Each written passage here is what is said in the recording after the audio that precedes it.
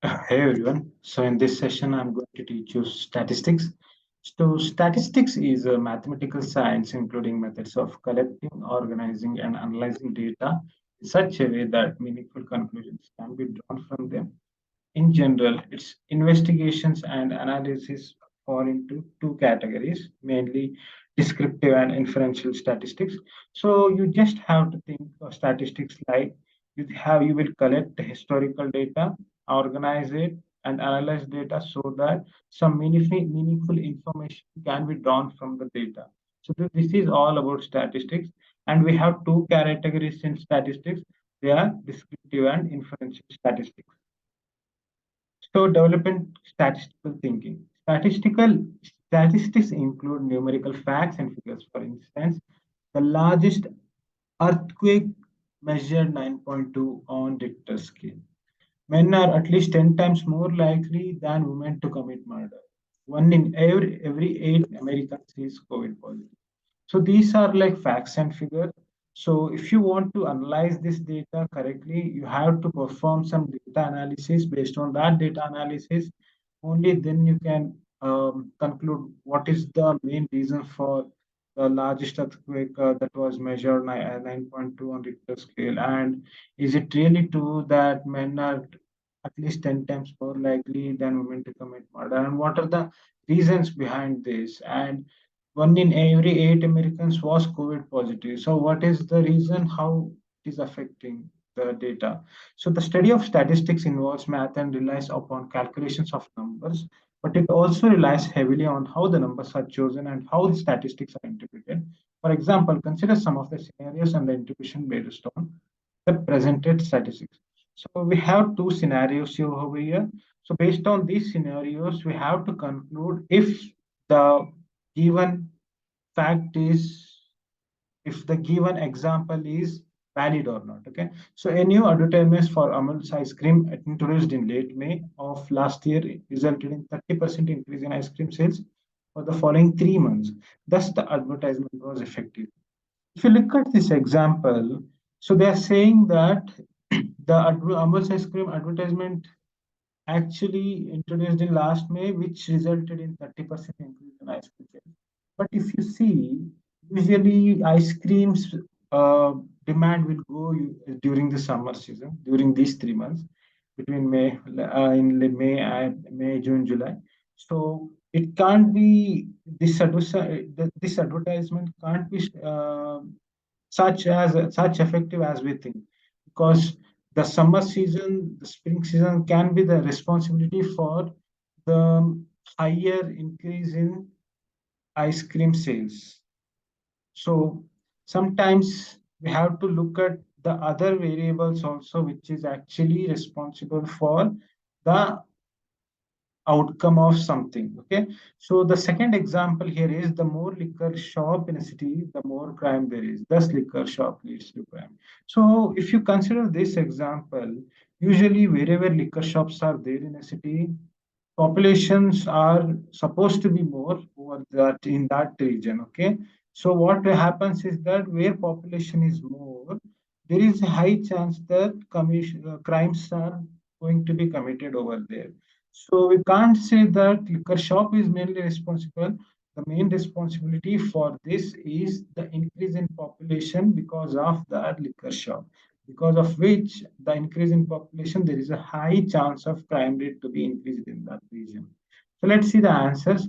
A major flaw is that ice cream consumption generally increases in the months of June, July, and August, regardless of advertisement. This effect is called history effect and leads people to interpret outcomes as a result of one variable when another variable, in this case, one having to do with the passage of time, which is the some season is responsible for the increase in sales of the ice cream is actually responsible. So flaw two, a major flaw in both increased liquor shops and increased crime rates can be explained by larger population. In bigger cities, there are both more liquor shops and more crime.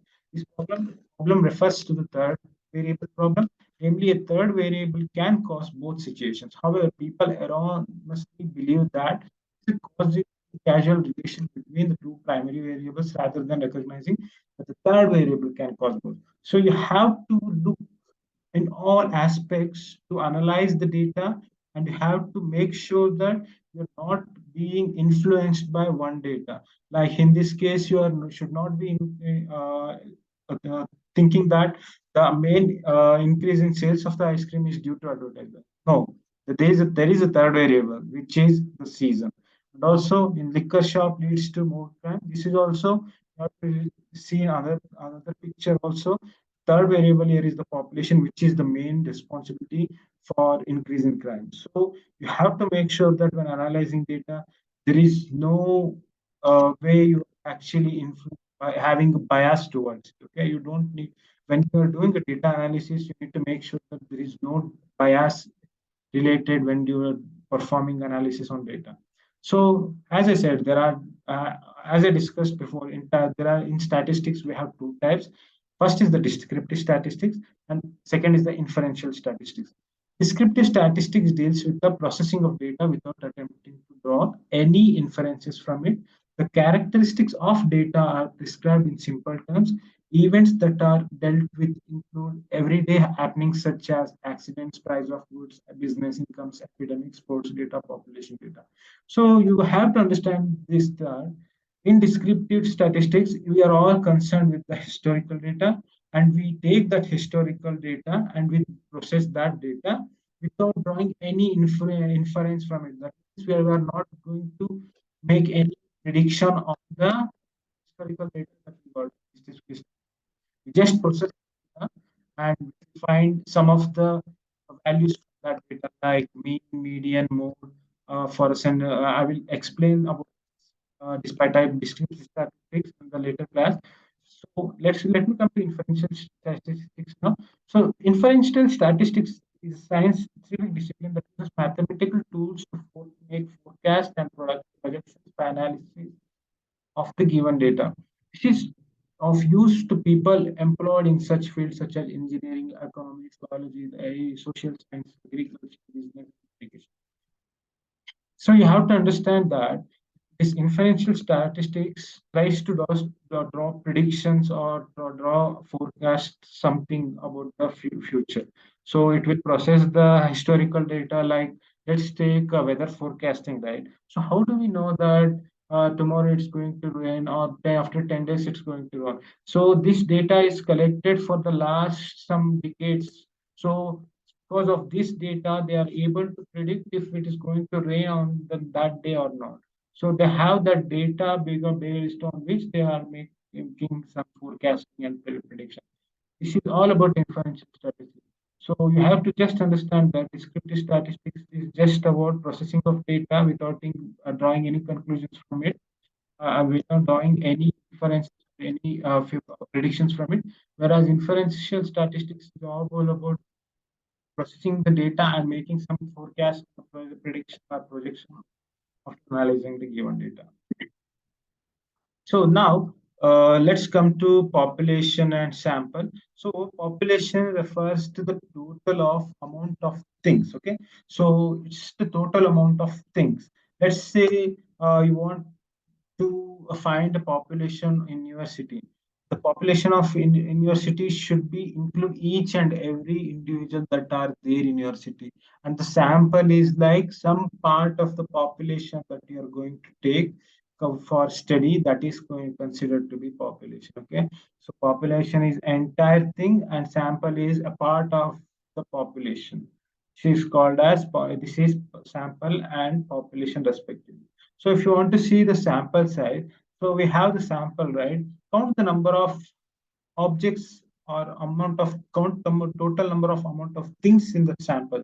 So the total amount of things in the sample gives you the sample size, and number of samples is here one because we are considering only one, that's human population. So number of samples is one, sample size is the total amount of things. In our case, if you see, the sample size is 5 members. Okay, from our total population. And what is the variable over here? Variable can be measurable, countable, and categorized. So I'm going to discuss about this variable thing in the next slides. So in variable, we have two measurable quantity, measurable variable.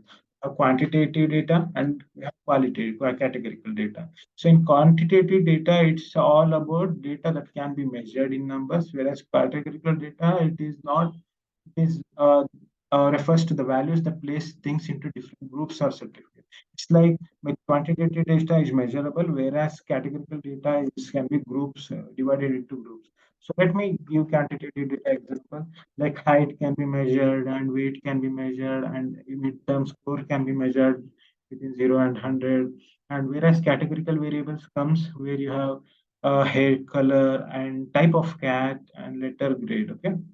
So now let's come to quantitative variable. In quantitative variable, we have two types, discrete and continuous. Discrete refers to if you are considering if it to be definite. Okay. Let's say there are how many number of pets a family owns. If you take a survey, it will be one, two, three, that kind of number it will come. But if you go with continuous, let's say what is the weight of a person? So it can vary, right? I mean, it is a continuous variable. It can be 105 and 85. It's not distinct, right? Like if I ask about number of pets you own, it will be like in 0, 1, 2 mostly. But it can't be. It will be like some value between 0 and 10, I would say. But if I say what is the weight, it can vary for each individual. Like it can be like 50, 70, 100, 68. So this is continuous variable. Okay. So discrete is referred to variable that can only be measured in certain numbers. You have to understand that. And continuous variable that can take only numerical value, click on any numerical value. So let's come to categorical. So now we have discussed quantitative data, quantitative variables. Now let's come to categorical variables. Categorical variables, we have two types. We have categorical with ordinal and ordinal categorical nominal. You need to understand that ordinal, categorical and ordinal means order. Okay, you have to remember this ORD. Okay, categorical and order, categorical and NO means no order.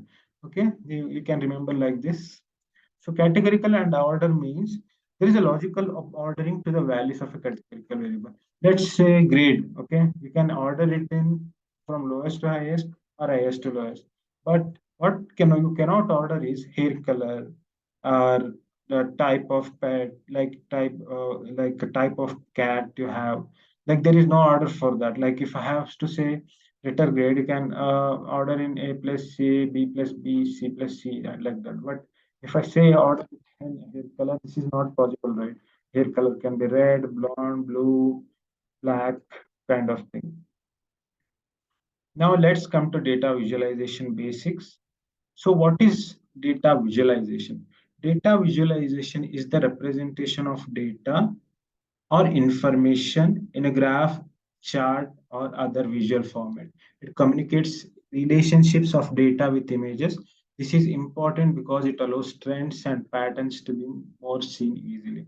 So you have to understand that data visualization is nothing but data visualization is nothing but visualizing the data in a graph, chart, or any format in a visual format. Okay, so let's give an example. Let's say you have a million or millions of records in a table. If you want to analyze the data that you have, it will take a lot of time to analyze if you go row by row and if you want to see a pattern from the data. But if you plot the data, if you plot graph for that data by doing using data visualization tools, then you can easily find the patterns from the data and you can easily and find some general patterns that are there in the data and help that can help you in growing your business. Okay, so let's see what is its importance. So we need data visualization base because a visual summary of information makes it easier to identify patterns and trends than looking through thousands of rows on spreadsheet. So as I said, if you are looking for thousands of rows in spreadsheet, it takes a lot of time to understand that. Instead, if you visualize that, it is easy to understand even by any client or stakeholder instead of trying to tell them by seeing the raw data. So it's the way how brain works. Okay, since the purpose of data analysis is to gain insights, data is much more valuable when it's visualized. You need to understand that data is much more valuable when it is visualized only. So even if data analyst can pull insights from the data without visualization, it will be more difficult to communicate without the meaning, without communicate the meaning without visualization. If you are trying to explain the stakeholders how it is without showing the visualization of that, or the stakeholders or teams, team leads, or project manager, they are actually not going to understand that. If you are going to show them the visual format, it is easy for the human brain to understand the data. So we have charts and graphs makes communicating data findings easier, even if you find if even if you can find the identify the patterns. So we have various charts over here. So charts and graph. Let me tell you this chart and graph I explain you before going to the coding part. Okay. So we have line chart over here. A line chart is as one can imagine a line or multiple lines in how single or multiple variable develop over time. Okay, so this line chart is like how a variable is going to be affected over a period of time. Uh, so as I said, the line chart is all about how single or multiple lines develop over time. Okay, let's draw a line chart using Jupyter Notebook. So this is our line chart. First, you have to import some basic data visualization library like matplotlib. Let's import matplotlib.pyplot. It's a function present inside matplotlib as plt. And let's plot plt dot plot. Let's see the parameters that are required. Let's run this first. Let's see what are the parameters in plot that are present. So we have to pass argument here. So arguments pl plot of x comma y. Okay. Arguments we need to pass here is to list. Let's pass to array or list. We can pass both. And let's pass to array. So the first array is 1 comma 2 comma 3 comma 4.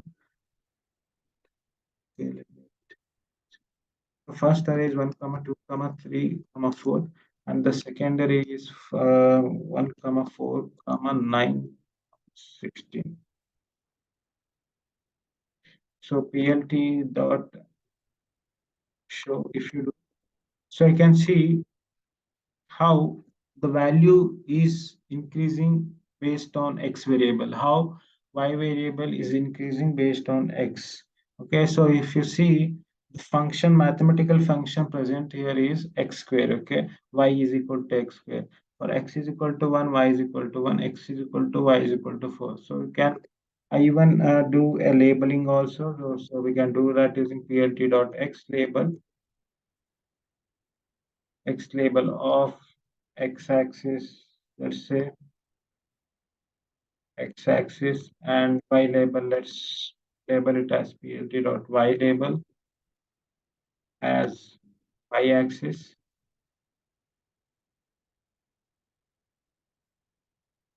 Now let's plot it. So I can see we have named our x-axis and y-axis respectively. Let's give some title for the line chart, plt.title of line chart. Okay, so this is a line chart that I have plotted.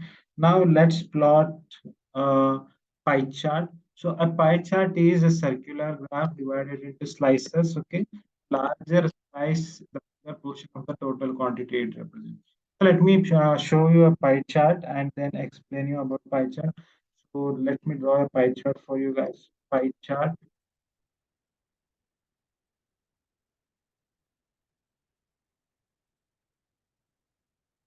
So pie chart, you need to remember some things in pie chart like so we have already imported the basic library, basic packages that for data visualization.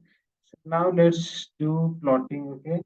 So for pie chart, we have pnt.pie of, let's see that what are the parameters that are present in x. So you have to pass x as in x is a 1D array. Okay. So and then we have to pass, let me pass a 1D array over here. Let me take array 215,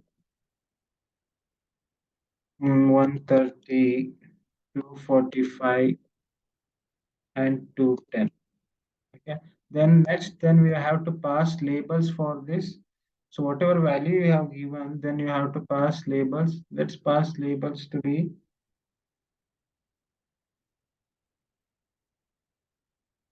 labels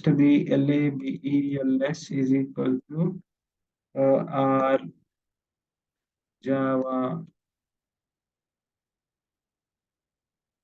Python, and SAS. Okay. So now let's pass colors. So colors is equal to whatever colors you want, you can pass here. So we have X labels, colors. So let me first draw a pie chart for this. So you can see that we have drawn pie chart where we have got like this kind of a shape, pie shape with the percentage of values that is occupied by Python, Java, R, and SAS. Let's see how much is the percentage of value that is by using autopcity function, autopcity parameter. So that can be checked by using inside parentheses, we'll write percent point 2f till this will take till what percent point 2f percent. So this will take point 2f is till point 2 floating values. I want the percent. Okay. So if you write 0.1f, you will get floating value till one decimal. Okay. And if you write 0.2f, till you will get 0.2 till floating value till point. So PL2 believability dot show so that you will get only pie chart. So we have actually plotted the pie chart for these values and these labels.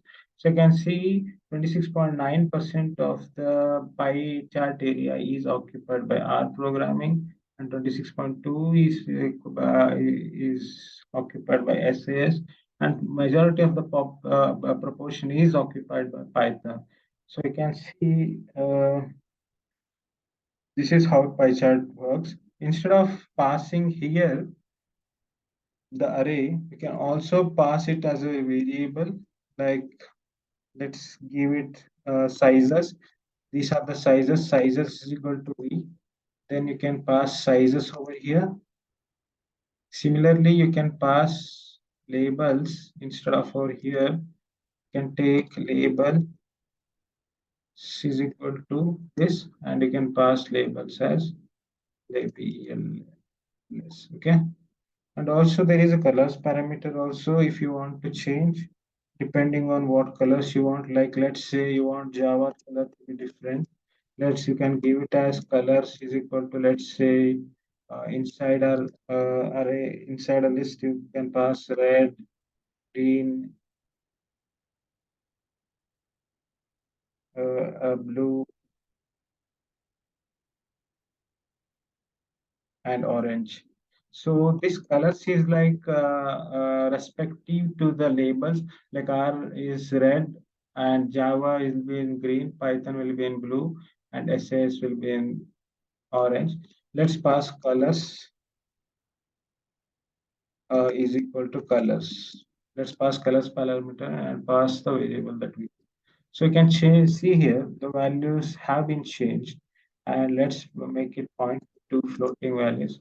So this is how you can draw a pie chart, and you can make sure you can, if you want to explode. I mean, if you want the majority proportion to be coming out, then you can use an explode parameter over here.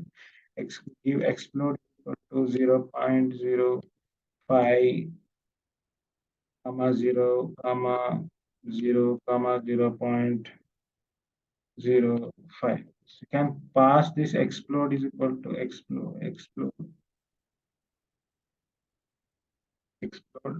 Then you will get answer like you have just removed it by 0.05 and like radius. Okay. Now let's say uh, now let's go to topic. So now we have drawn pie chart. Now let's draw bar chart. Before drawing bar graph, let's see a bar chart or a bar graph is a chart or graph that represents categorical data with rectangular bars with heights of lengths proportional to the values and they present.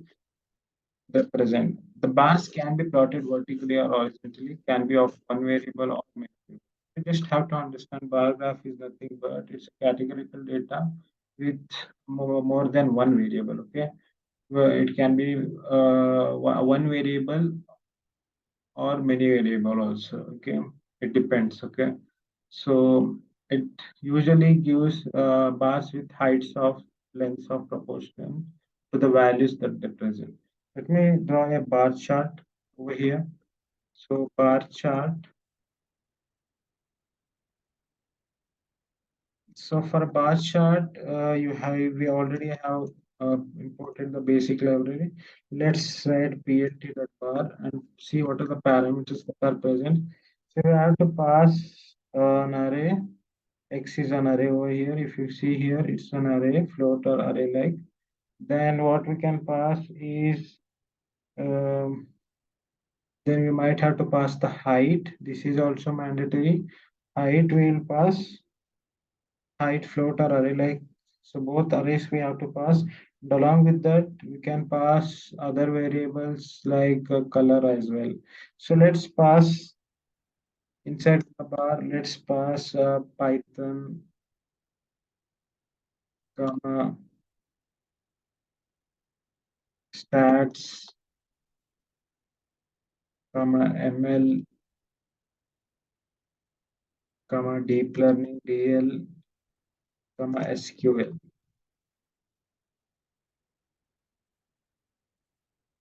So this is our X variable. Now we have to pass our heights. The heights can be like, let's say, 80, comma 69, comma 74, comma 56, comma 12. Now let's pass labels for our data. Labels, let's pass labels as, uh, before passing labels, let's pass colors first. So colors is equal to, let's pass it as red, okay? So let's plot it plt dot show. So I can see that okay, there is some problem with our data.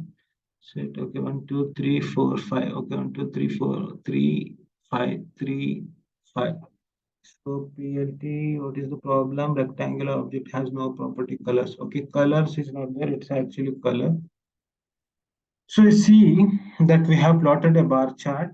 Now let's label X. We have plotted a bar chart with the heights of each of the X values, X labels. So for Python has a height of 80 uh, and SQL has a value of 12. Okay. So now let's do some, let's label our X label, a plt.x label of, let's label it as subject. And you can even change the X label color as well if you want. So you can pass color is equal to, let's say, red. Let's say this color to be blue instead, blue. Now plt dot y label, let's pass it as number of students. Okay, so let's say this is the subjects and these are the number of students that are present in the class. So in Python class we have 80 members present, and stars class we have 68 members present, and ML is 74 members, and SQL has the least number of attendees with 12 members. So these are number of students of students.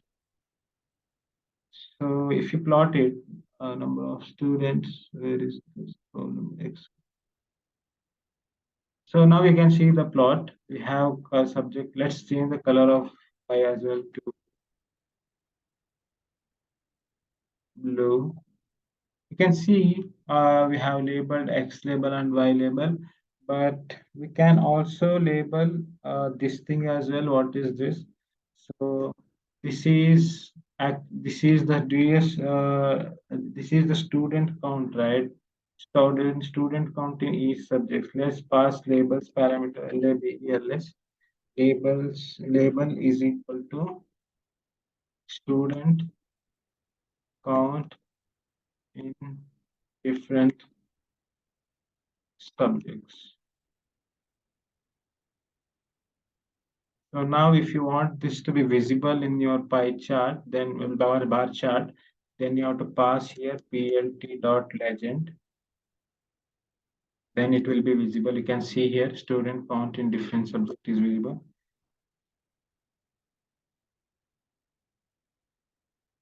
Okay, so this is how we are going to plot a bar chart.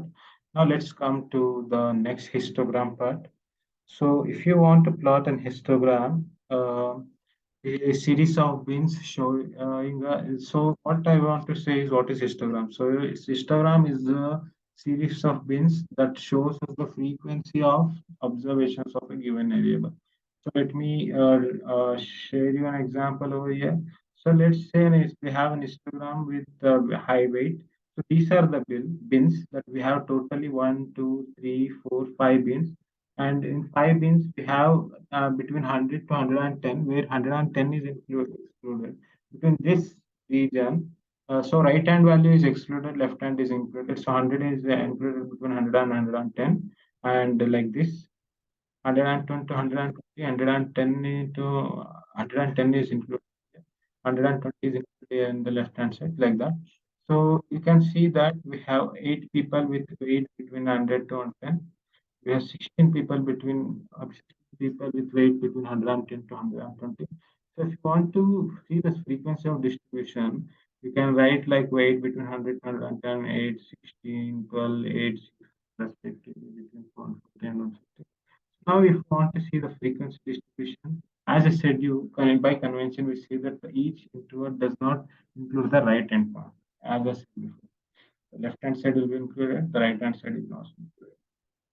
So now let's say you want relative frequency. Okay, we have this is as the frequency. To find the relative frequency, you have to sum up all the frequency and divide each of the frequency by the sum.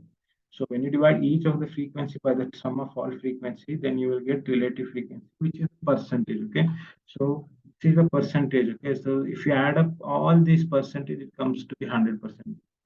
So if you see between 100 to 110, we have 16% of the people present, and between 110 to 120, we have 32% of the people present, and between 140 to 150, similarly, we have 12% of the people present in that wait list. Okay, this is how you plot the frequency distribution. This is how you plot the relative frequency. Okay, so now let's come to this. So a series of bins showing us the frequency of observation is a given variable. We'll have one variable over here, and the y variable is going to give you the frequency. Okay. So let's plot plt dot his. Let's plot. Let me pass it as histogram.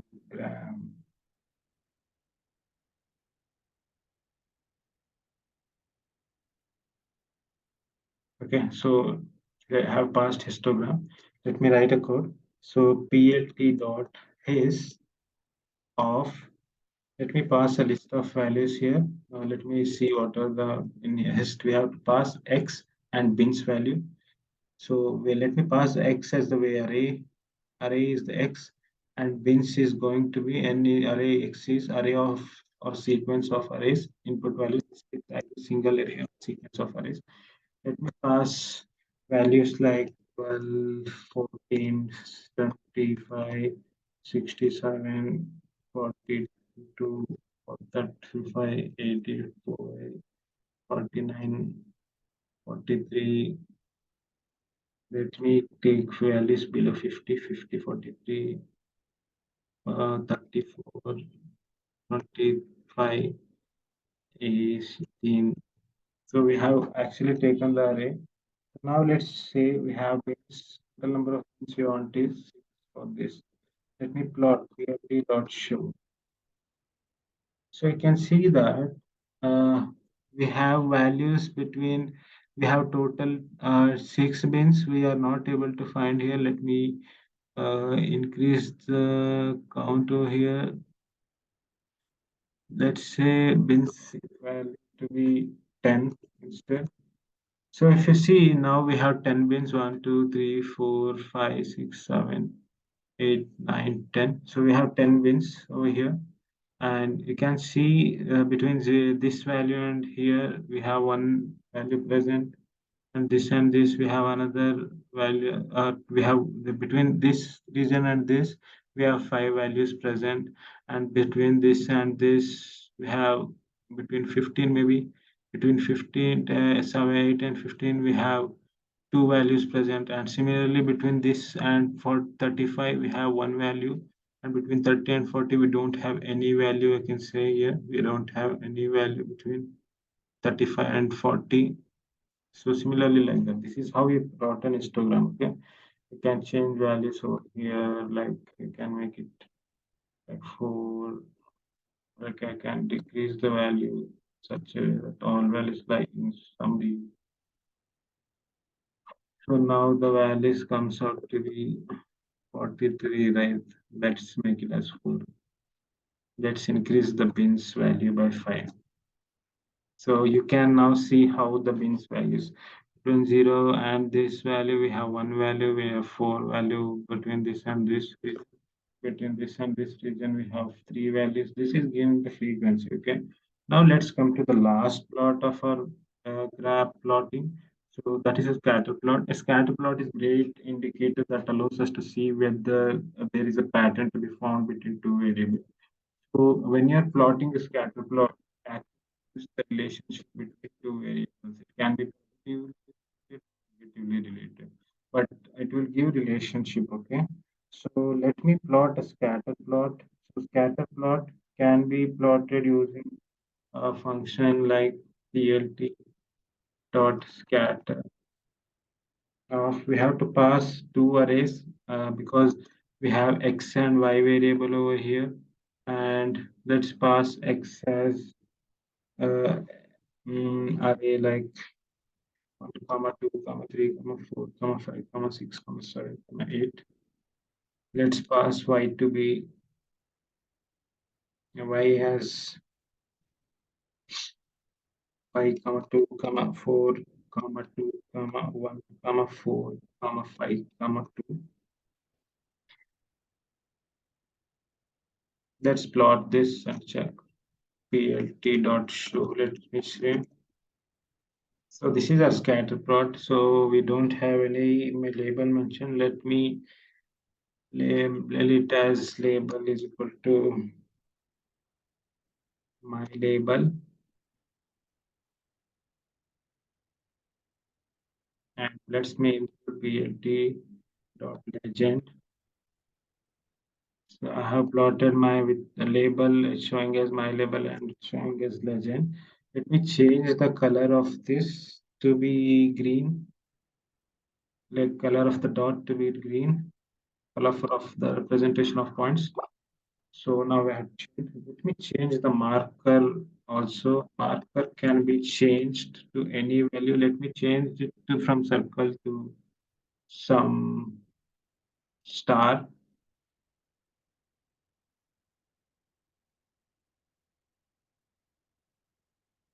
So I have changed it to star now. Now what we can do is that we can increase the size of this marker by using an S attribute. This is S attribute used to increase the size of the marker. Let me increase it by size of 30. I can increase it by higher value to check if it is actually true. So now you can see the marker size has been increased a lot. Okay. Now Uh, what you can do is you can actually now pass the X label, plt.x label as X and plt.y label as Y. We have named XY label as well. And let's give a title for our graph. So plt dot scatter of plt dot sorry, it's plt dot title of scatter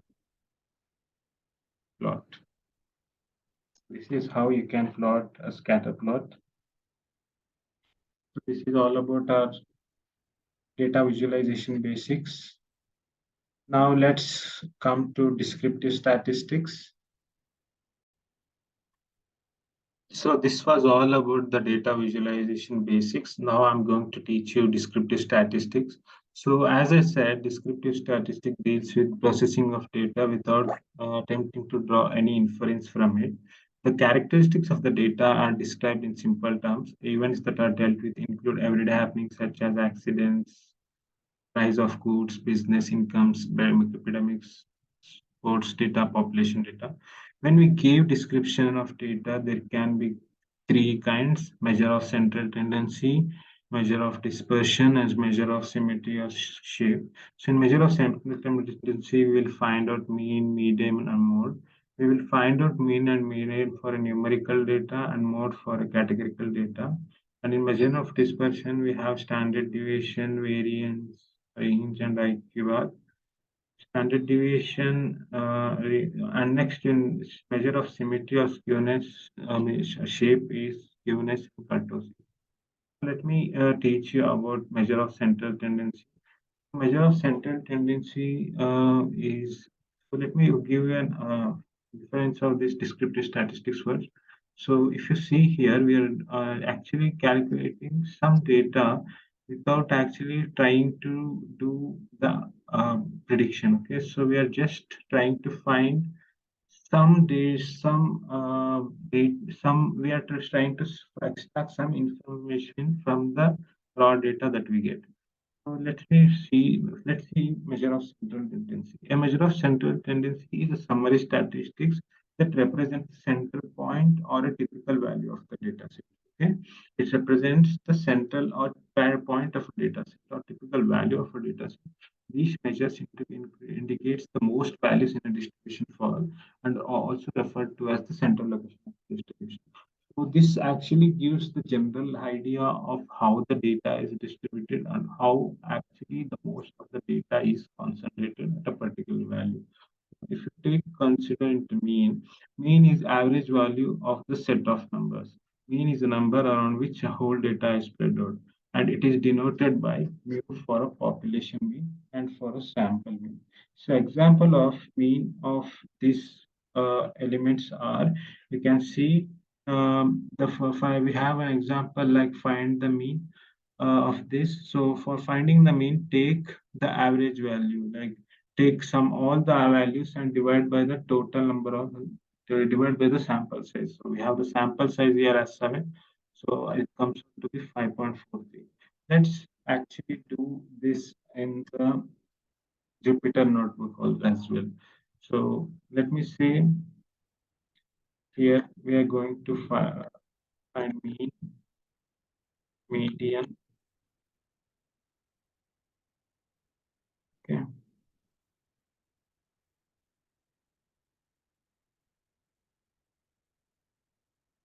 So now let me import. We have already imported.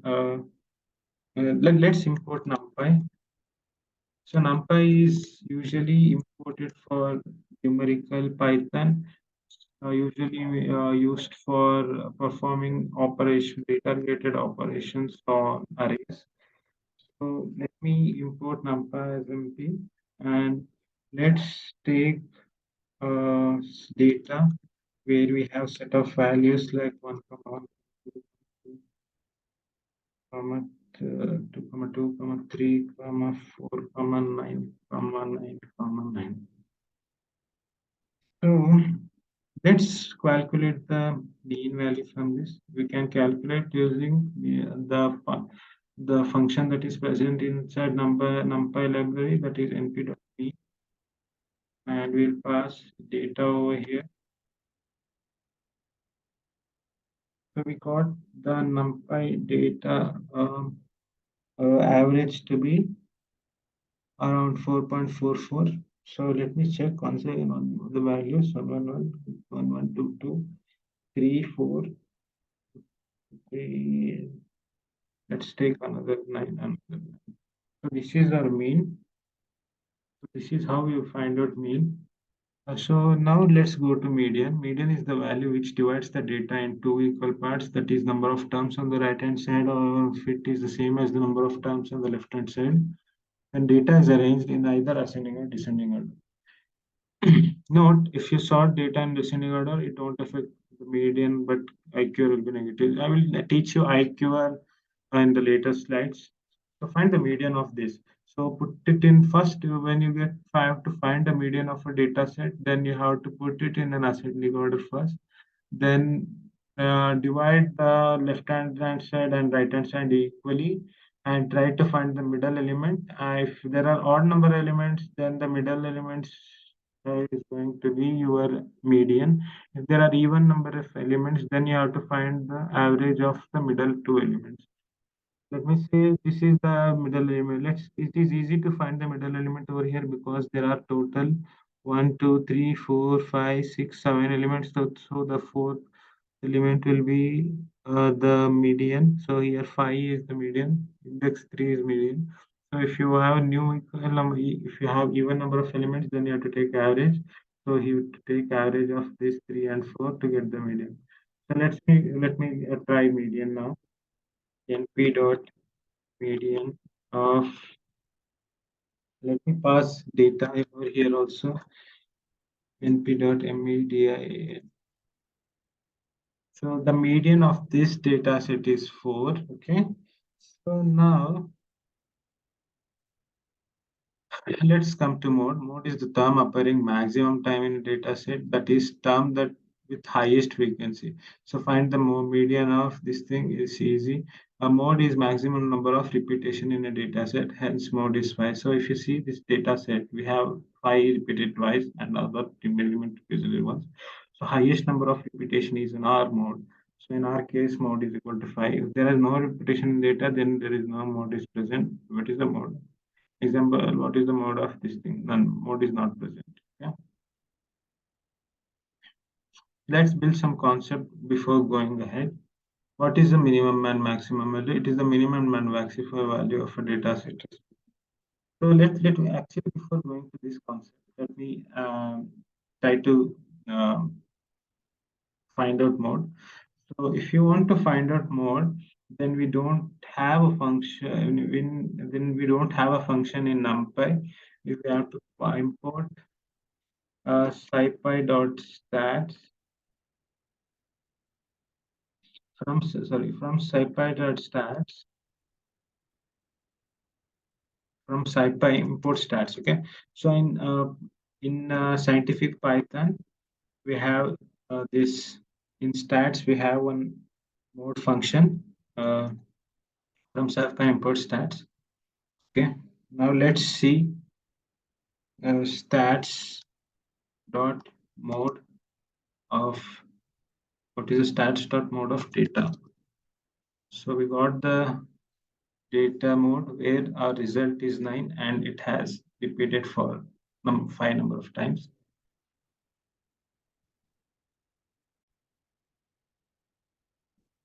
There might be a case of multimode present in your data set.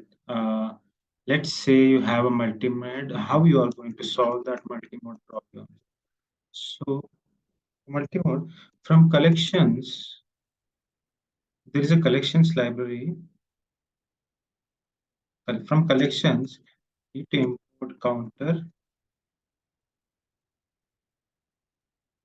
So let's say data is equal to counter of, let's pass an list of values or array of value,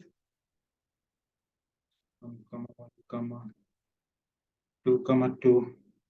comma 3 comma 3 comma 5 comma 5, oh sorry, 4 comma 4 comma 5. So you can see here we have a list of multi-mode, list of values with multi-mode. So if you want to see the values that are present in your multi-mode, you can just go and do list is equal to data dot most common, most common. So what will happen is when you print list,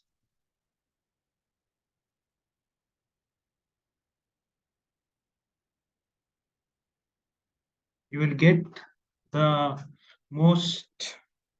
Let me tell you how it is. So when you, if you this data dot most common function will give you the count of value. Let me show counter. In counter, this counter is used to count elements from a string. So most common will give you the most common elements. So in our case, if you see, so 1 is repeated 2 times, 2 is repeated 2 times, 3 is repeated 2 times, 4 is repeated 2 times, and 5 is also repeated 2 times. So this is how you can find multimode. So if you want to print all the multimodes value, all the modes which is if you want to print the multimode values that are present in your array, you can use a for loop and you can print the multimode. I would like to make sure that this multimode concept is clear. But I would hope that you guys will try using a for loop and take a list two, and append all the values to list two, which are having a maximum frequency, okay, which has repeated the most number of times.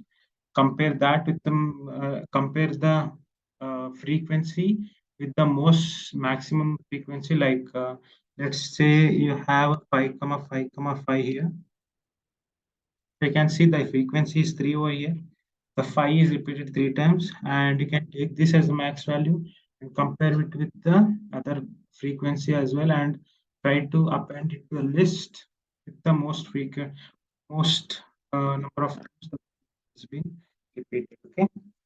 So now let's go to the next concept, that is let's build some concept before going ahead. So what is the minimum and maximum value? So if you have a given array, so let's say you have an array of elements with from 10 to 59. So what is the minimum and maximum value here? It is the minimum and maximum value of the data set respectively. So it is the first and third quartile, also called as lower and upper quartile respectively. So what you have to do is that to find the first and third quartile line, first find the medium of the data set. So first we'll find the medium here. So 33 comes out to be our median. Then find out the median of the upper and lower half. So upper half is this thing and lower half is this thing. So median of this data set, this lower half is 25 and median of this upper half is 46. When we divide the data set into two groups by calculating median, then the median of first half is first quarter and the median of second half is third quarter. Then where is the second quarter? Median is the second quarter, okay? So now let's come to 5 number summary. So in 5 number summary, we have minimum, first quartile, median, third quartile, maximum. So let's what we'll do. Let's compute 5 number summary in our Jupyter notebook. So let's write 5 number summary.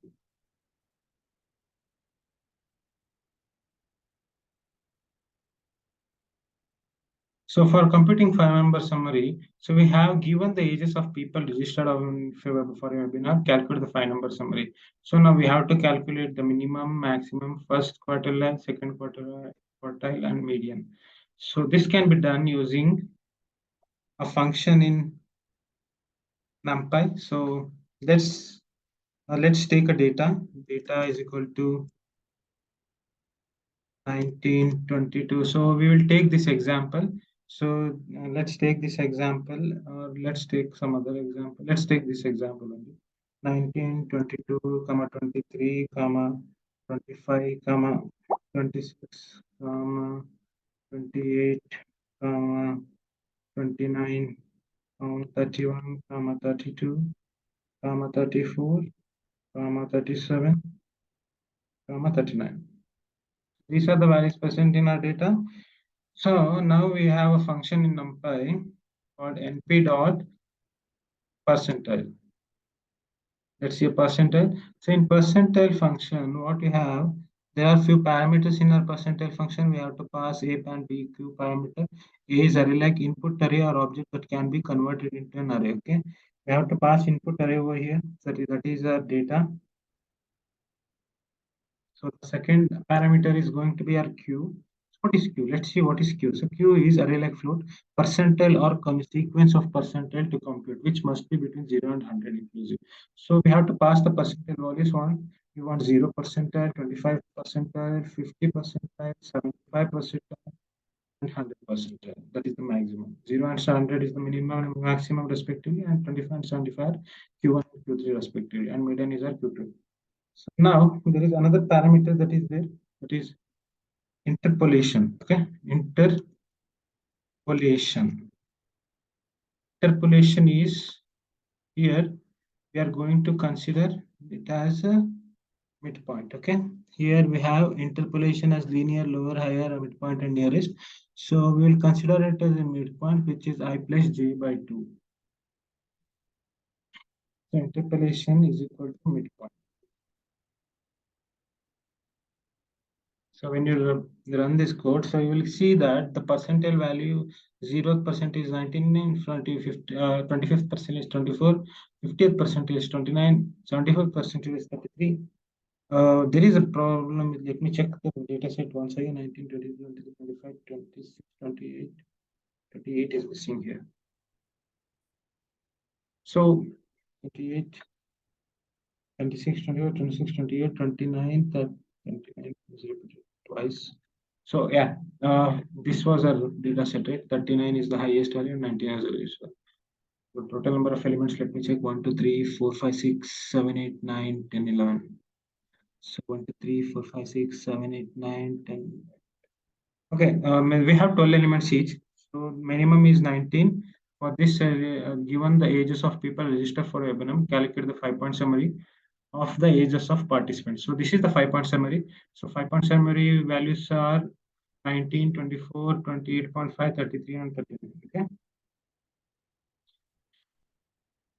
So now let's do box plot. So box plot is gives a visualization representation of 5-number summary. Okay. 5-number summary is like 10 is our minimum and 59 is our maximum, and 25 is the first quartile, 36 is third quartile, and 33 is our median, which is Q2. Okay. Box plot gives us visualization representation of 5-number summary. So these are whiskers. Okay. These are called whiskers. And in box plot, this box kind of thing is called as interquartile range between Q1 and Q3. Whatever value lies, that is called as between Q1 and Q3. This is interquartile range. And let's plot a box plot now. Our Jupyter notebook. Let's plot box plot.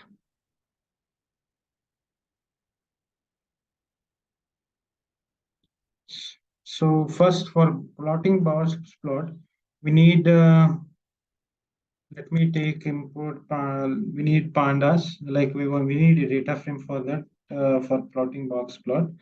Let's say import pandas as PD and import numpy as np, and let me create a data frame PD dot data frame of. So PD dot data frame of. So I need to pass value data. So let's consider data to be random data np dot random dot rand. So let's see what is that rand function does. So when you pass values in random rand function, it is like um, You're passing number of rows and number of columns. So random round rand gives how many rows? I want 10 rows, and how many columns? I want 5 columns. So you have considered the random values between 0 and 1. So between 0 and 1, let me see more, everything about rand function. So in random gives random values in a given shape. So if you want to see, create an array of the given shape and populate it with the random samples from a uniform distribution over 0 and 1. Okay, you will get an uniform distribution between 0 and 1, and the value range is 0 between 0 and 1. But you have to pass the array of size. Okay, I'm passing 10 rows and 5 columns, and I have to pass label also, which is label means I mean columns. We have to pass columns for a data frame. So I'm passing 5 columns name to be A, B, C, D, and E respectively. So now let's plot this df dot plot. Okay, there is some problem with this. Okay, no module called numpy. Okay, this is numpy. Sorry, name E is not defined. Where is name E?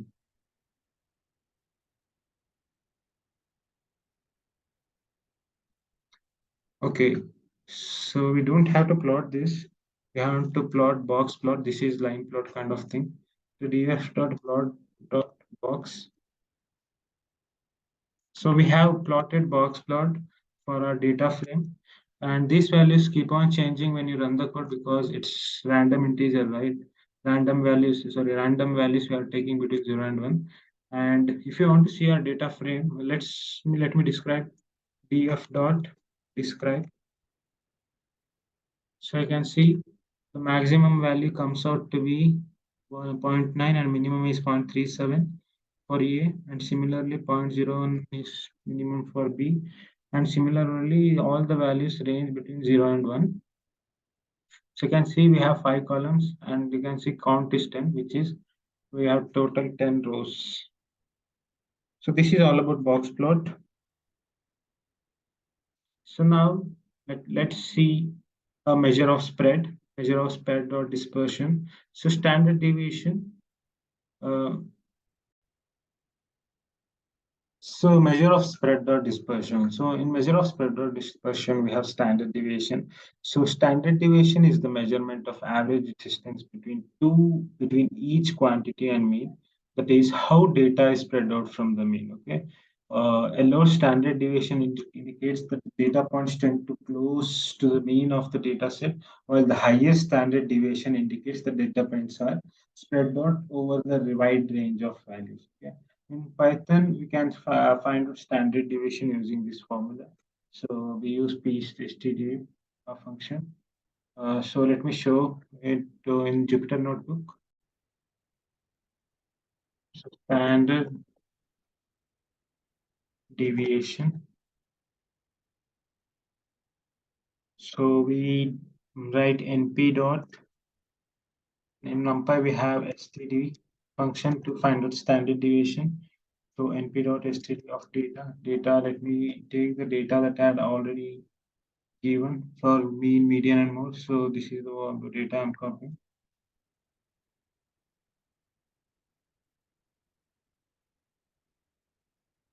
So let me run this. So we got the standard deviation as 3.49.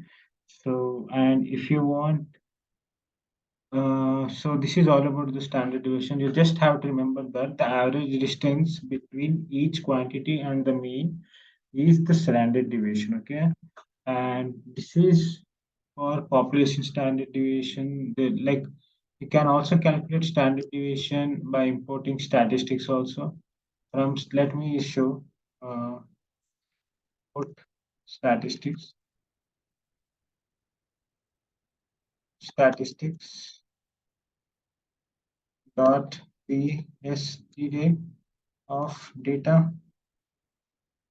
This also gives the standard deviation. So there are two ways that you can find out standard deviation using NumPy, as well as in statistics library you can use pstd function. Okay. So the formula of this is standard deviation of population is square root of the average distance between each quantity. Okay. So, and for sample standard deviation, we take n minus 1 number. That is, if you have n data points, we will take n minus 1 data points as a sample. So now in measure of spread dispersion, we have variance. Variance is the square of the average distance between each quantity and mean. So this is average distance between each quantity and mean, and this is the square of average distance between each quantity and mean. So it is, you can say it is the square of standard deviation. If you square standard deviation, you will get variance. So you can calculate variance here also, like statistics. In statistics, we have statistics dot p variance for population variance, and you can pass data over here.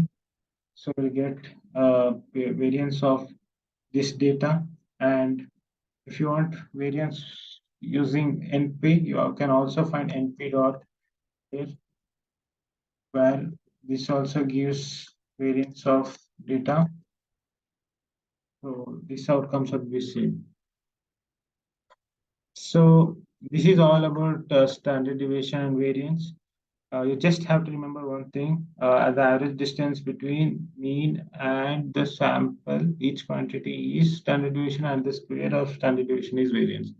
So we have next is we have range. So range is the simplest techniques of distribution descriptive statistic. It is the difference between lowest and highest value. So in here, the range is the difference between lowest and the highest value. This is the range. Okay, the range of values is between 10 and 59. So now we have interquartile range. I will tell you more about this IQR in the coming classes. But in statistics and probability, quartiles are values that divide your data into quarters, provided data is sorted in ascending order. So IQR is Q3 minus Q1. This is so this is Q3. Let me show you in a visualized format. So Q3 minus Q1, right? So let me show you. So I will show you here only you see. So this value is Q1 and this is Q3 and this range is interquartile range, okay? That is IQR. So measure of spread or dispersion, we have, these are the steps to find out IQR. So first order the data from least to greatest. Then you have to find the median. After that, then the left side of median is lower off and the right side of the data is upper off, and calculate the median of both the lower and the upper half of the data. So I will show you using the example. So I don't have. Let me see if you have. Yeah. So you have to follow the steps to find the Q1, Q3 median maximum and Q2. Q1, Q3 median, maximum and minimum. Okay, note, we write down minimum, maximum, Q1, Q2 and Q3. This is called 5-point summary, 5-number summary. Let's solve question 5 to find out minimum. So, um, so in the next part, I'm going to continue with the descriptive statistics. So I have covered the measure of central tendency and measure of spread or dispersion. I will continue the remaining descriptive statistics concept in the part 2 video. Thank you.